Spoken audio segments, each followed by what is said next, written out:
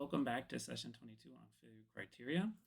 We're going to continue with our second part. And in this portion, we're going to focus on the maximum normal stress criterion for brittle materials. In failure with brittle materials, we have already discussed how it is catastrophic, it is sudden.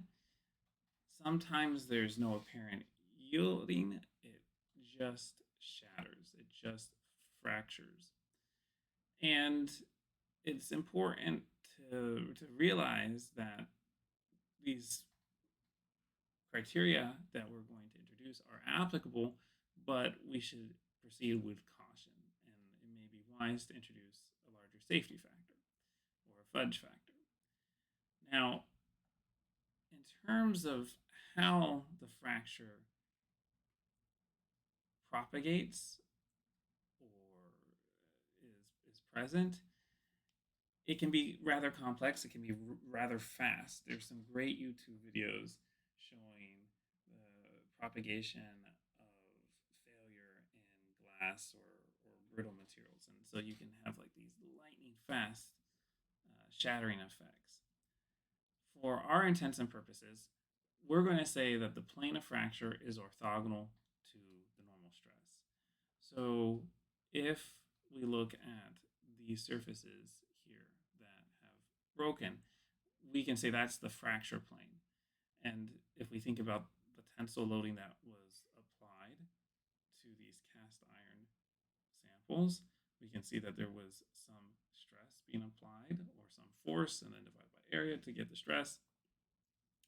And if we break it down, right, either looking at methods of sections, in this case, well, if there's a force still there, right, there's some, this has got to be connected, likely, all right, or stress still there. But you get the idea that this is the fracture plane, and we see that it is orthogonal to the normal stress.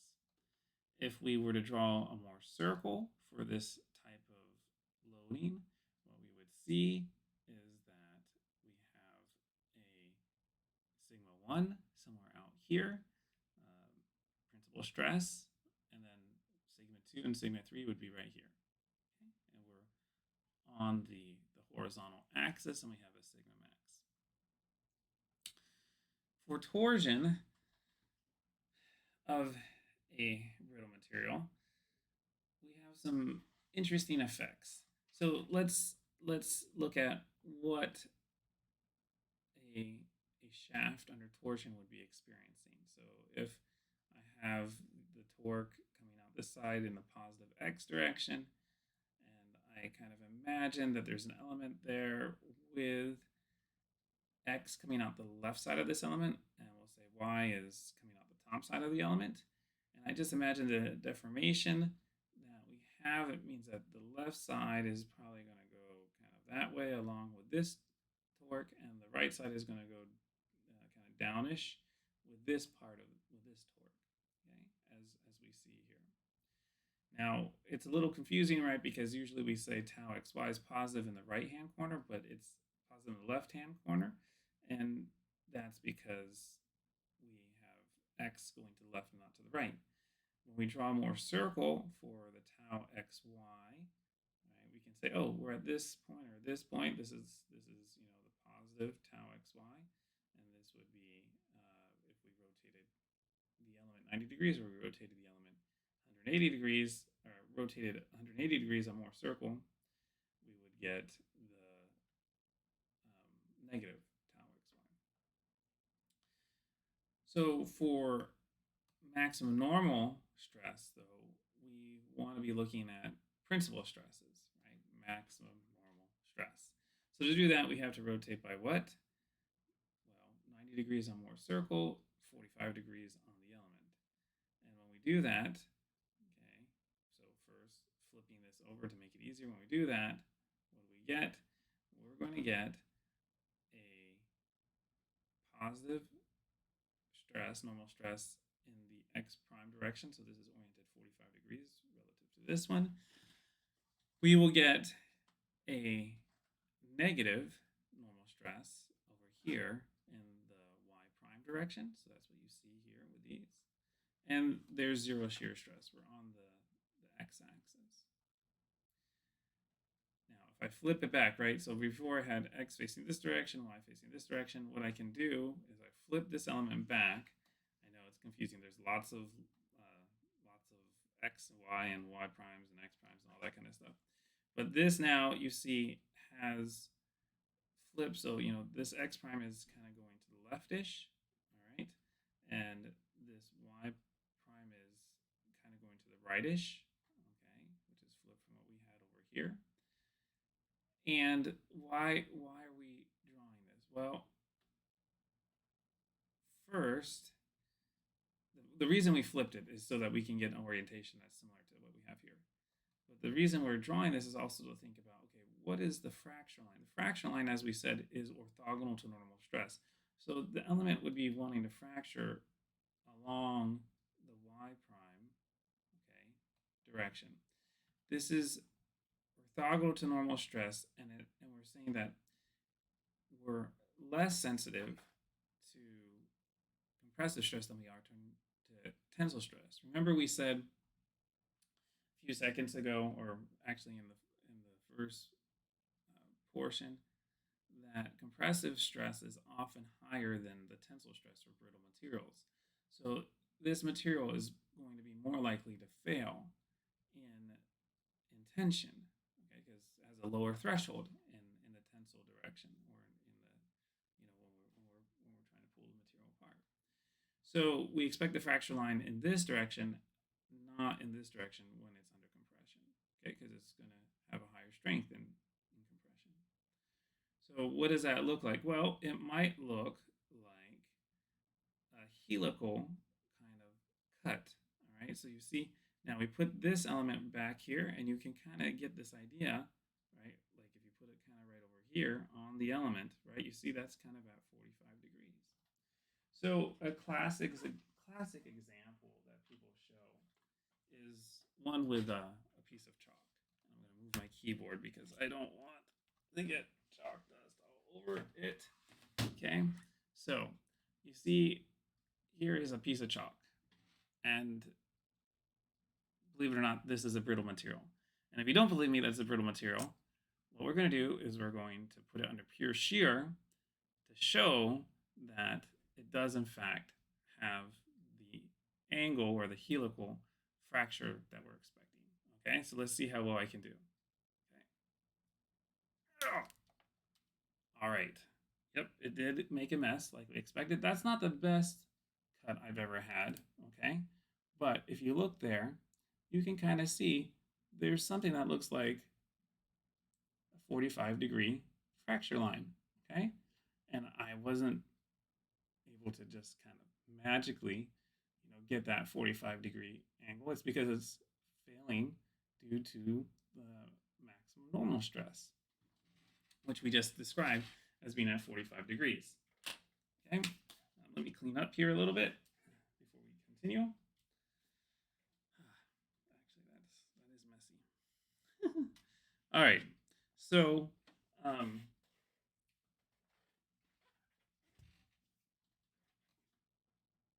when yeah, I'm distracted now. Okay, so let's that's pretty much all I wanted to say here. Let's now look a little in a little more detail at the criterion, okay, for maximum normal stress failure. So once again, we're applying it to brittle materials, and this is good for situations. Now, this theory, right? Okay, is good for situations where the ultimate strength and compression and tension are similar. Right. So this is an abstraction. Okay. There's another criterion that will describe that it's more realistic. Okay, that captures the fact that compressive materials or brittle materials are more likely to fail in tension than in compression. They have a higher compressive strength. But for now, let's assume that these are the same. What do I mean these? I mean that we just look at the principal stresses, say sigma 1 and sigma 2, and if they are equal to the ultimate compressive or tensile strength, then we have failure. So how does this look on a more circle? Well, we kind of already drew some more circles. Okay? But let's just imagine that we have a sigma 1 over here and a sigma 2 over here. And we say it's negative and there's a sigma 3 that's equals 0, right? And so sometimes we do decreasing order for sigma 1, sigma 2, sigma 3. Sometimes like Hibbeler or other books, we're a little flexible because sigma 3 typically is 0 or the one that contains the least amount of information when we're thinking about failure. Okay. And what we're saying is that this normal stress has to be the principal stresses have to be lower than a threshold. Now, what are the principal stresses? We have one that's sigma 1, right? One that's sigma 2, and we have sigma 3 here, and we can draw this, and we could even draw this big more circle with A1. But when we draw that big one, right, the principal stresses are still sigma 1 and sigma 2. This is not where we look at maximum shear stress. This is looking at sigma 1 and sigma 2. And if we think about what do we need to be less than, or where do we need to be? We need to be kind of between these two posts. And I call this the field goal. All right. So if we stay within these uprights, okay, on more circle, we will be not having failure. We'll be safe. All right. So in this case, what we've done is we've drawn it so it's like exactly. Now, is it really possible to get exactly that ultimate strength? Well, maybe not, but the posts are not going to move, but the loading, the green circles that you see here, they are going to change as we vary the loading. Now, another way to look at this is through what's called a sigma 1, sigma 2 plot. Now, sigma 1 and sigma 2 are just principal stresses. And we've gotten used to plotting sigma versus tau for more circle, but this plot is plotting principal stress and principal stress. So sigma 2 versus sigma 1. Okay, typically. And these boxes are typically symmetric about the line with slope equals 1. Okay? But what we're seeing here is that this corner is sigma ultimate, okay? Sigma ultimate, negative sigma ultimate, negative sigma ultimate, negative sigma ultimate, negative sigma ultimate, sigma ultimate, okay? And if we're in the box, okay, we will not have failure, okay? And it's a little bit difficult to go from here to here, okay, to make this, right? But essentially, we're saying we had to be between these goalposts. And we're saying sigma 1 has to be between these goalposts. Sigma 2 has to be between these goalposts.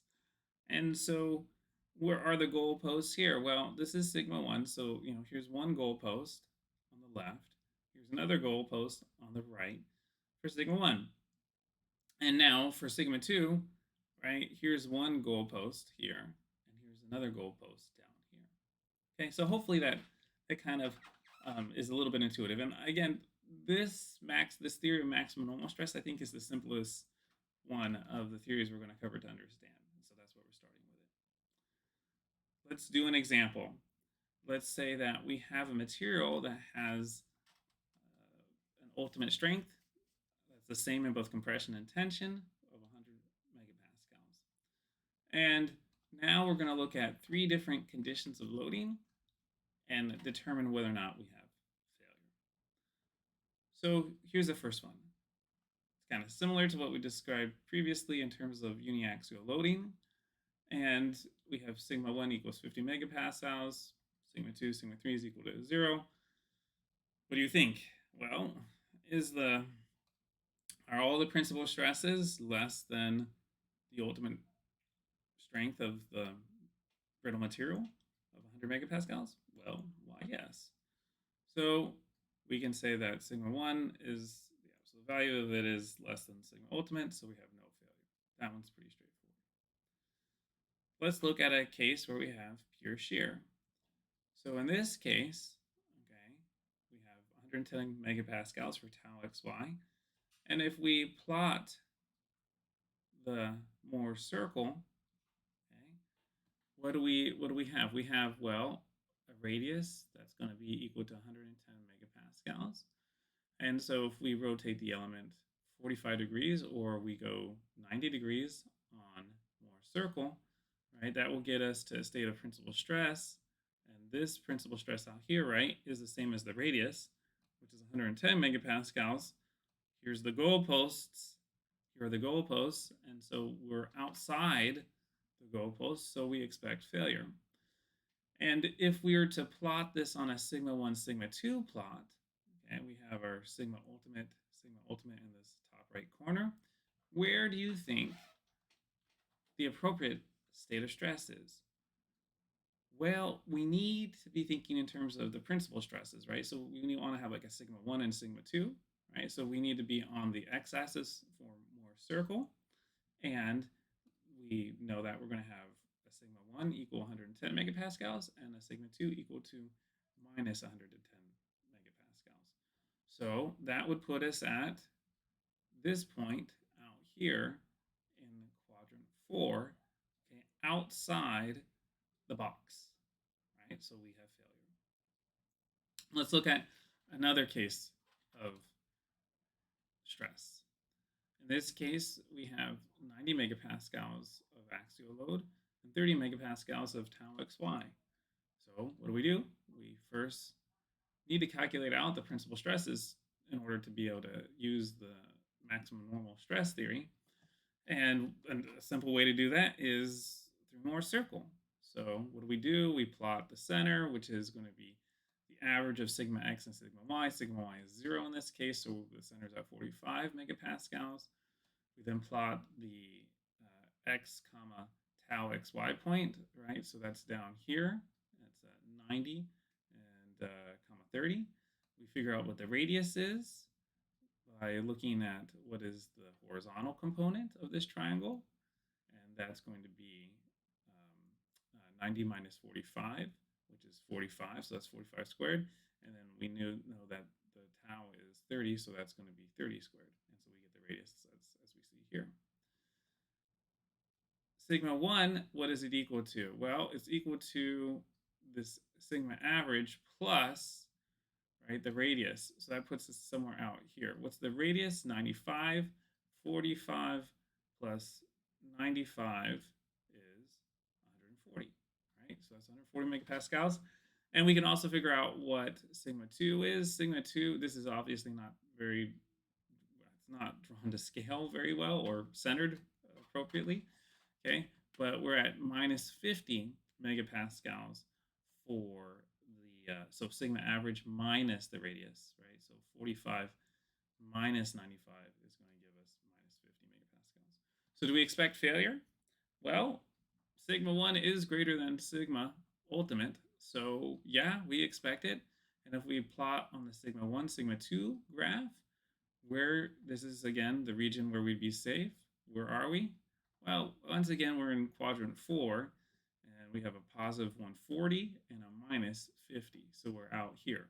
We're lower, or we're closer to the sigma 1 axis than we were in this case, but we're still outside because of the high sigma 1. Okay, so for practice, or not for practice, for credit, I guess, here's a problem. And it's actually very similar to one in session 16, identical, but now we want to evaluate whether or not we expect failure according to maximum normal stress and or the criterion for maximum normal stress. So this case, we're going to have the opportunity to calculate a tau xz. And with these loads and this location, all right, that we've selected, it does end up being a state of stress that's in pure shear. Okay, so you can go back to your session 16, figure it out, and use the numbers that you'll be given if you're taking the course with us on Canvas, and then compare it appropriately through the maximum stress criterion to this ultimate strength of 100 megapascals. So that concludes our second portion on failure criteria in session 22. Thank you.